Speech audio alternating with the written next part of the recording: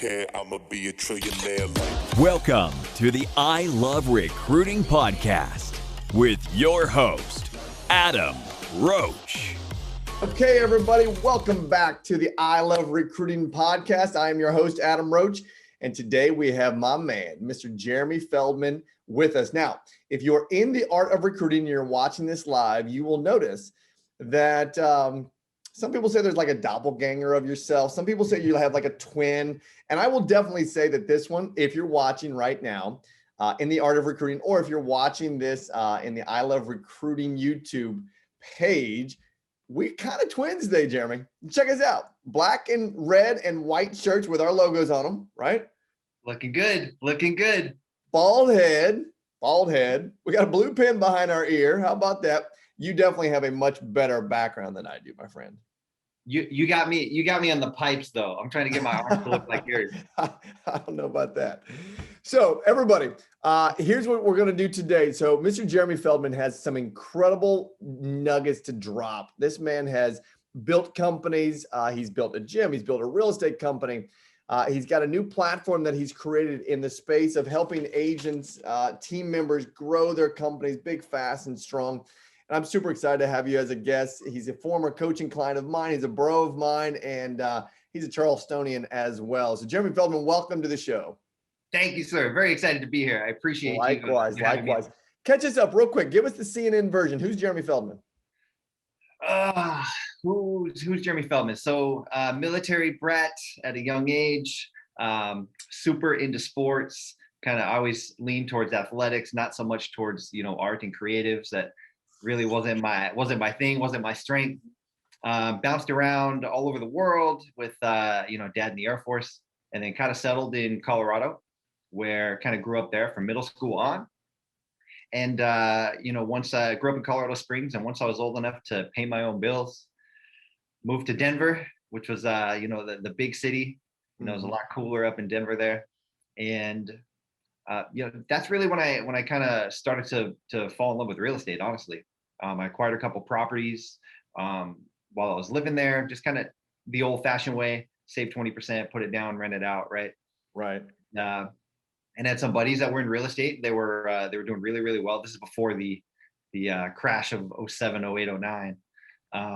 So they were doing really, really well. And I was super close to kind of pulling the trigger back then. But then kind of on a whim, sold all my stuff, moved to Charleston in 2012, and started the gym.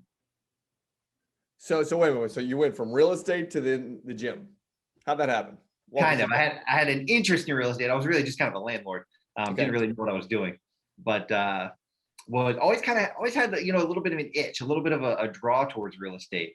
It was something that it's something that I understand, whereas the stock market is a lot of theory and fundamental pricing theory and things that you can't actually like touch and feel and look at, right? Yep. When you're talking about a valuation of a bond or a stock or something like that.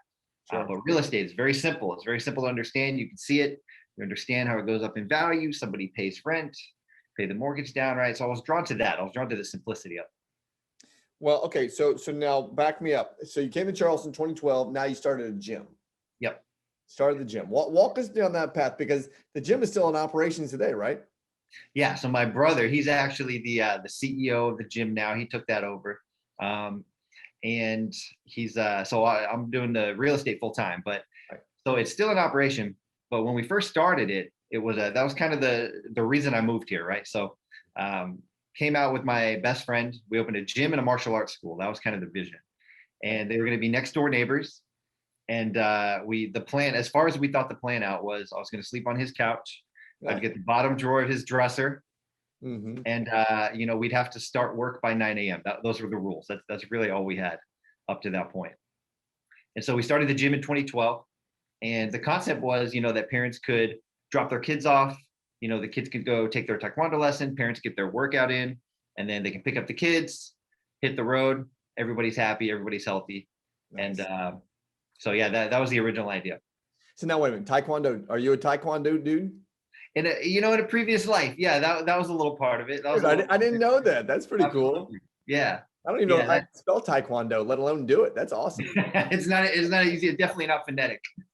So now, okay, so here we are. We're almost 10 years into this gym and it's still operating. Gym ownership is not an easy feat. You literally have to recruit clients day and night. Would you agree? For sure. For Mhm. sure. And, So and it's highly walk us down competitive that too. path. How did you do it? How did you stay successful for 10 years? Yeah, good question, man. I guess there's definitely been opportunities to throw in the towel. Mhm. It's I guess just not doing that, grinding it out. Hiring great coaches. We had a business coach before we had a lease, before we had our first member, before we knew what the hell we were doing, what we were going to name it. We had a business coach already who specialized in the small gym space, and have had one really, really ever since. That's both on the gym side and on the real estate side, to be honest. Yeah. So always having somebody who's at least a few years ahead of you, who's already kind of accomplished what you're trying to accomplish, Mhm. can maybe save you some heartache. Show you some of the shortcuts so you can move a little bit faster. Sure. Maybe not make those same mistakes.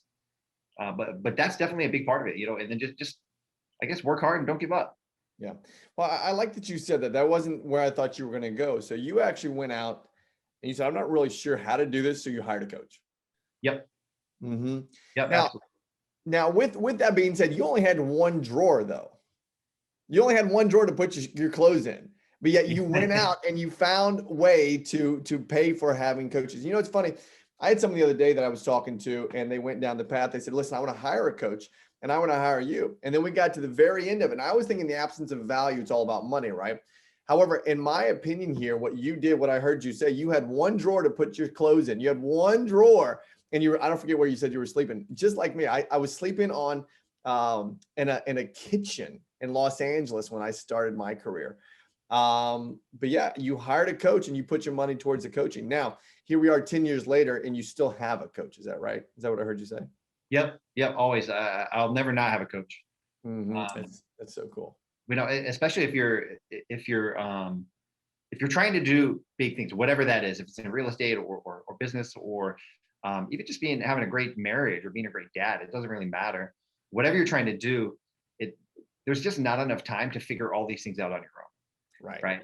Like I could probably go screw things up on my own and figure it out and fumble through it and then master all these things. Right. But I just don't have time for that. I want to be good at them much faster. And so hiring coaches in whatever specialty it is, in my opinion, my experience, that's the best way and the fastest way to do it. Yep, I definitely agree.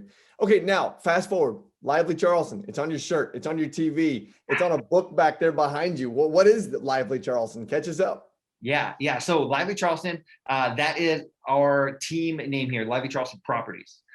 So we had back when before pre-pandemic, Lively Charleston was originally a YouTube series that I hired a videographer to help me shoot as kind of an experiment.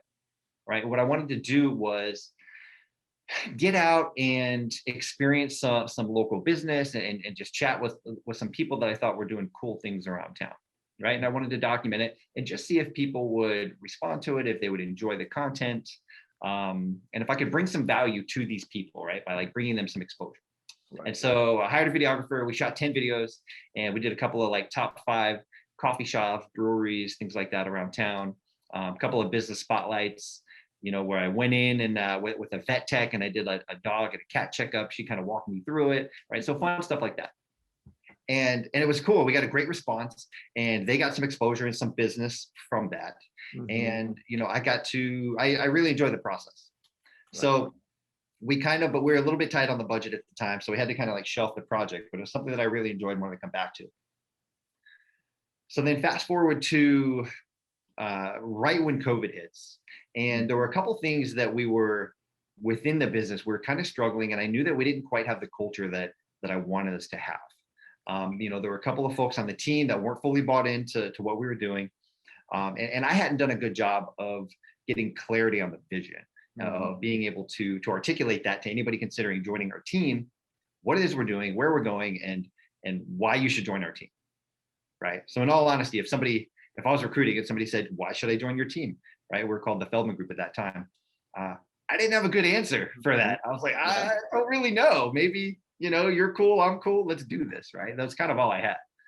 which is not a good answer, by the way. Mm-hmm. So I needed to get clarity on that. And so one of the things I knew I wanted to do was just pull my name off of it.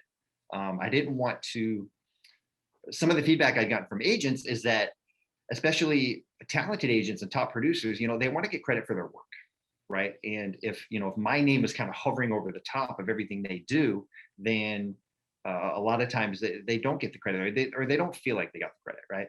Okay. And the reality is nobody cares about, my name anyways, except for my mom. But she's she's not a client, she's not an agent. So who is on the team, right? but she is on the team. Yes, absolutely. Yeah, she's our admin support, total rock star. Yes. Yes, she is. So that was kind of the first thing. And it just it was actually my girlfriend that suggested it. She said, well, if you're thinking about pivoting anyways, why not just move to Lively Charleston, right? You've already kind of established a little bit of a brand with that. And so I just kind of sat on it for a while and continued to kind of try to get clarity on what that vision is, right? Like, who are we? What do we stand for? Where are we going? And why should somebody join our team? And it all kind of came together.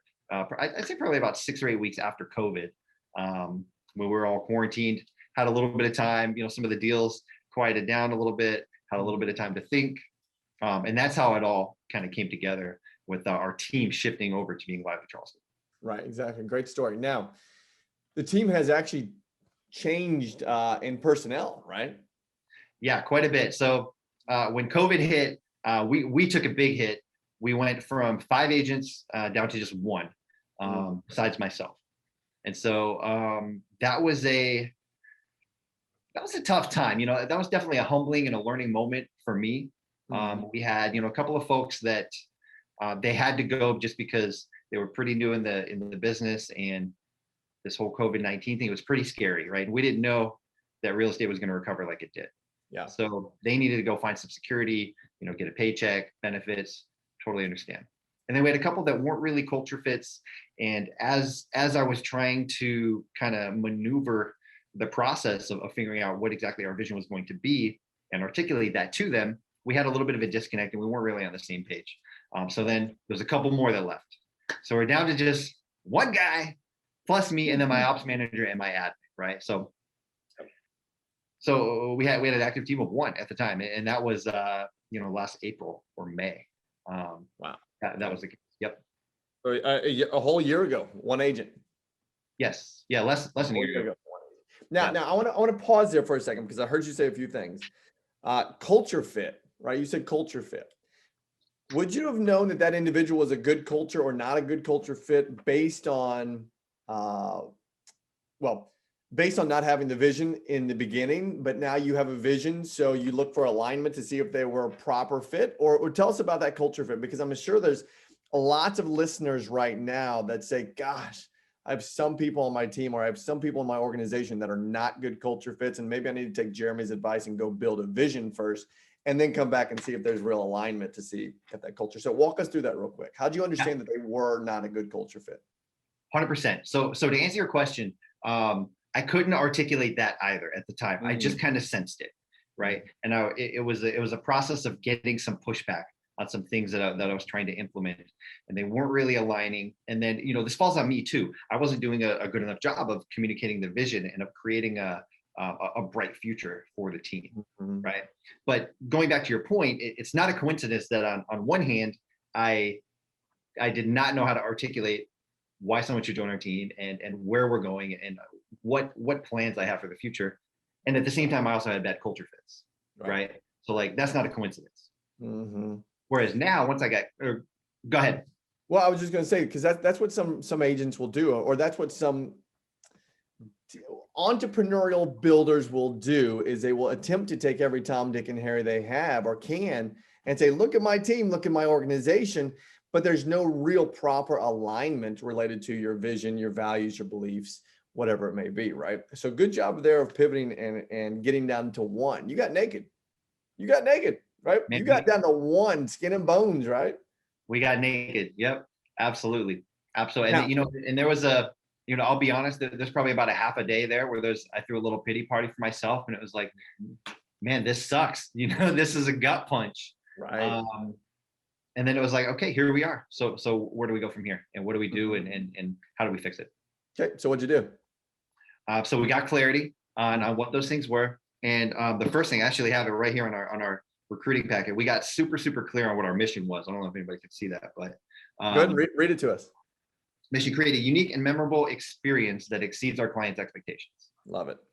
And so what I needed was for the agents on my team, and I think every team leader or broker needs to have this, you need to have some sort of a framework that folks can use to make decisions, right? So without having a 400 line item checklist of like, here's all the rules of how we behave, which is, it's too much, right? You can't out process behavior, right? So what we need is a framework where we can say, whenever somebody does something, we say, hey, did you do it in the context of what our mission is and of what our core values are? And as long as that's a yes, then any mistakes are fixable. Right. So once we had that, then it was, so for example, the words unique and memorable, that's something that before somebody even joins my team, they're probably going to hear that at least 100 times, because they're going to see it on our recruiting website. They're going to see it on our advertisements, on our job ads. When we first hop on that first screening call, we're probably going to say it a dozen times. And then when I meet them for coffee, I'm probably going to say it 24 more times, right? So they're going to know damn well when they join our team that this is a central focus of what we do. And they're going to know that that's going to be an expectation. That's going to be a part of their, what they need to be doing as an agent with us is somehow create a unique and memorable experience. All right. So I want to pause you just for 1 second to give everybody time to catch up, because I know they're writing. I want you to hear what Jeremy said there. We got experience, we got memorable, and we have unique. Unique was the word, right? Yep. And those are his key words there. And there's maybe a few others. However, what did he say there? Over and over and over and over and over, you said it, right? I mean, I've read countless books of former CEOs that have said our biggest mistake was not sharing the vision and the vision statement or the mission statement enough to where our people knew what it is we were looking to sprint to or run to or be a part of. So that's cool. Because that's the expectation that you're setting, right? Yep. Exactly. Yeah. Exactly. So keep going. I love this framework you're building. Keep going with this framework. Yeah. So we have our mission, and then we have our motto, and then we have our core values, right? So our mission is create a unique and memorable experience for our clients. Our motto is, and this is something that you helped me a lot with when I was working with you. And funny story for anybody watching that hasn't worked with you one-on-one. I'm all excited and we're working together. And then, our very first one, and I'm thinking you're going to teach me how to recruit agents and like overcome objections and all this stuff, first phone call, right? Right. And which eventually we got to, but first phone call, we didn't even touch it. You're like, I need to know what's your vision statement? What's your mission statement? And of course, at that time I didn't have it. Right. And I was like, more like, help people, something like, it was something kind of cheesy,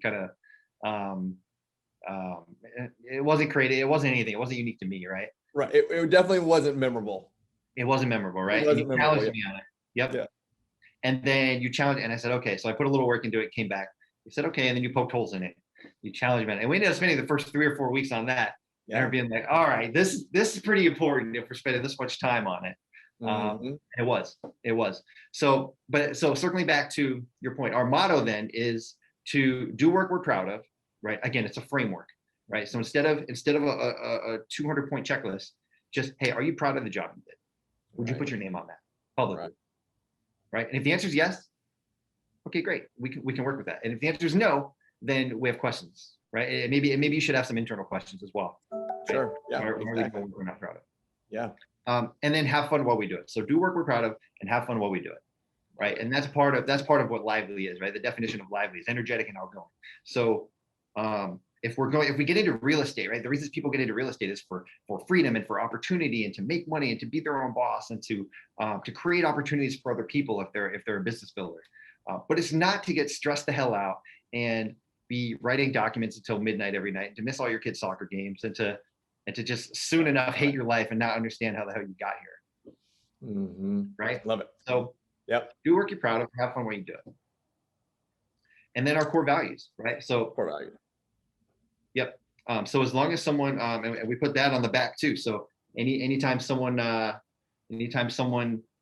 the first instant they interact with our organization, those 3 things are front and center, right? And then on your core values, treat everyone like family, exceed expectations, have a growth mindset, take extreme ownership, right? So if there's a problem with your transaction, it's your fault. Even if it's the lender's fault, it's your fault, Sure. right? Not to point fingers, not to pass blame, but to take ownership and to have power over the ability to influence the outcome. We call that right? we call that pointing thumbs. Pointing thumbs. I love that. Yeah, pointing thumbs. Right Yep, here, baby. Right here. Yeah, Yep. love it. What else? Is that the last value? Yes.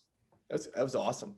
So check that out. So you went from blindly building to framing, blindly building, getting butt naked, one agent, framing, reframing your structure, which basically meant rebuilding your foundation, to now having the team that you have today, which is what? We have now 10 active agents and 2 more coming on within the next 2 weeks.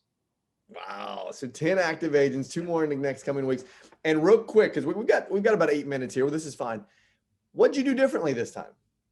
So again, we got naked. We had a little change in pace. We built a framework. We've got a solid foundation. We know alignment now, how it works.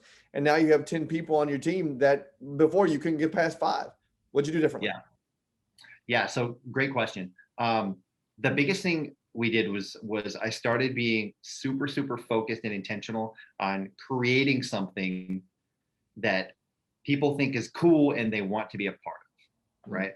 So, for example, once we created the framework on here's exactly who we are, here's what we represent, here's where we're going. If you align with that, then maybe we would be a great team, right? We'll continue that conversation. But in order to, I'm not really the guy to be cold calling agents and, hey, are you happy with your current broker? It's not really my game. And it's not something I enjoy. What I would rather do is attract people to me, to my organization, to our vision, to where it is we're going, right? And the way we attract is by doing things that are attractive, right? So things that people think it looks like we're having fun. It looks like we're living by our motto, right? Which is do work we're proud of and have fun while we do it. So the first thing, one of the things you kept challenging me on was envisioning. How do I envision the future? How do I envision the business? And I kept having this vision of a Jeep with the top pulled back, showing clients around Isle of Palms, wrapped up with our brand across the side. And I don't know where that came from. I just kept having this vision. So I said, okay, that needs to happen. Mm-hmm. Yep. So we got 2 of those. We got 2 Jeeps. We decked them out, lifted them, put big old fat wheels on them, matte black wrap, put the logo. They're sweet. They're all over town. Do you have a picture you can show us? Do you have any pictures you can show us? Oh, actually, yeah, it's right here in our. Let me see. Show it. You got to show it. Everybody's got to see this. Where is it? There they are.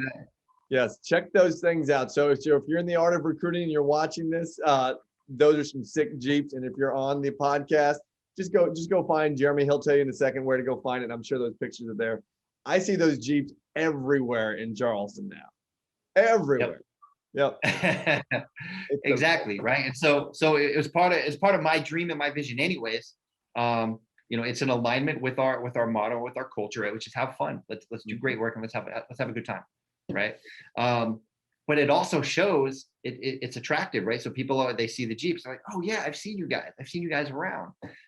They see the YouTube content, right? So we're really all in on now we're back to doing the YouTube content again, on providing that value there and going out and interacting with businesses and doing neighborhood tours and 10 reasons to live in Mount Pleasant or Goose Creek or wherever. And people are getting a lot of value from that and they enjoy that. And so that now other agents see that stuff, and the message I'm continually getting is, hey, it looks like you guys are having a lot of fun. I see you everywhere. Like, what are you guys up to? Like, can we chat about it? Like, right. So nobody said, hey, cool Jeep, will you sell my house? Right. It doesn't really work that way. Right. But it's, hey, cool Jeep, or, oh, cool video, or, hey man, I really like what you guys are up to. Would love to learn more about it. And it at least starts a conversation. Yeah. So to make sure I heard everything right there, I love this. Do work you're proud of and have fun, right? Mm-hmm. And so the proudness comes in, number one, you wear your shirt all the time, just like I wear my I Love Recruiting shirt all the time. Yeah, baby. And now you put it all over Jeeps. And so people see this. And I love what you said there, Jeremy. You said we didn't put that on the Jeep to sell more houses. We put it on the Jeep to basically be more attractive, right? Yeah. For people to pay attention to the brand and people to pay attention to what you guys are doing, which is being proud and having fun. That's right. That's awesome, man. That's That's okay. Now watch this. Let's future pace. So a year ago, we had one agent. We were butt naked. Now we're basically at 12 agents. Where are we a year from now? So we're at, now we're in a couple of weeks, we'll be at 12. Yep. By the end of the year, we'll be roughly 20. And then a year from now, to be honest, I've made promises to our current team. We will only grow as fast as I can keep that culture intact. That's number one. There's culture and there's the promises that we've made to our people, and then growth is several steps below that. So to be honest, I don't really have a target. As long as we can keep the systems in place and provide all of our agents the support, because we provide a ton of support for our team. Right. So as long as we can make sure they're successful and we continue to be attractive, then we'll grow at whatever that organic pace is, right? So we could be at 30 next year, we could be at 60, or we could still be at 20. Right. Now, what I do know real quick, let's see, we do have some, of course, we've got John Crompton posting on here. Crompton in there. Twins, don't half step on Jeremy. I'm assuming that's a Taekwondo reference there. That's really cool. Here's what I want to say real quick. Even though you said you're only going to grow to keep the culture, well, you'll grow to keep the culture intact, right? So whatever that number is, that's what you're going to shoot for, so that the culture stays intact. And I want everybody to know that you are building or have built or in the process of continuing to break it to make it better, an onboarding system, right? Yep, absolutely. So as part of our coaching process and our recruiting process, and also just screwing the shit up a whole bunch of times and figuring it out, I've realized in conversations with other team leaders and other brokers that they have all the same problems that we do, right? Surprise, surprise.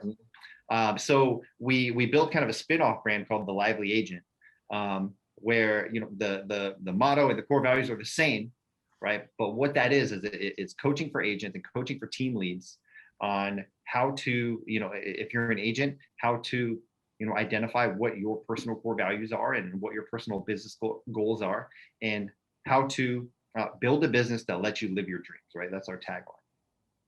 And then on the team leader side, where their biggest struggles are, recruiting and growth and onboarding, right? Having some sort of a systemized process with that.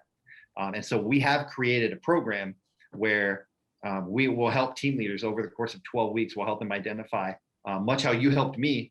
We'll help them identify, what their mission statement is, what their motto is going to be, what their core values are, and then help them implement a process where they can start attracting, and then also onboarding people.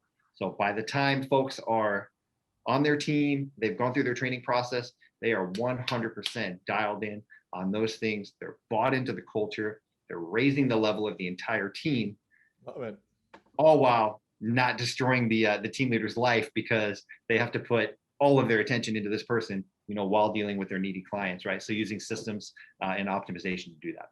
Love it. Great value there. Okay, real quick. So how can people go find you? Where do they find Lively Agent? Where do they find Lively Charleston? Where do they find Jeremy Feldman? Give us the directions. What's the map? Yes, sir. The easiest way is probably just going to be on Instagram. You can find me, Jeremy Feldman. You can find Lively Charleston, and you can find the Lively Agent. Those are all on Instagram. You can find Lively Charleston on YouTube. And then the Lively Agent will be launching its YouTube. We'll be launching our podcast, where my man, we're going to switch roles there on the podcast, right? I'll be asking the questions, and so we'll have a lot of great guests on there as well. So probably Instagram or YouTube. Perfect. Okay, great. Everybody, this has been some great value, Jeremy. You have done an incredible job here of sharing how you got to where you are, and the framework there, my friend, is so scalable and so duplicatable. I have no doubt that our listeners found massive value there. So thank you very much. Go find Jeremy, go find Lively Charleston, go find Lively Agent, and follow Jeremy. And as soon as that program comes out, I'm going to promote it. So y'all better be ready for that, because he's going to blow it up with your onboarding and the how-to. So everybody, thanks for joining us today. Again, my name is Adam Roach, and I am your host. And this is the I Love Recruiting Podcast. See you later. Bye.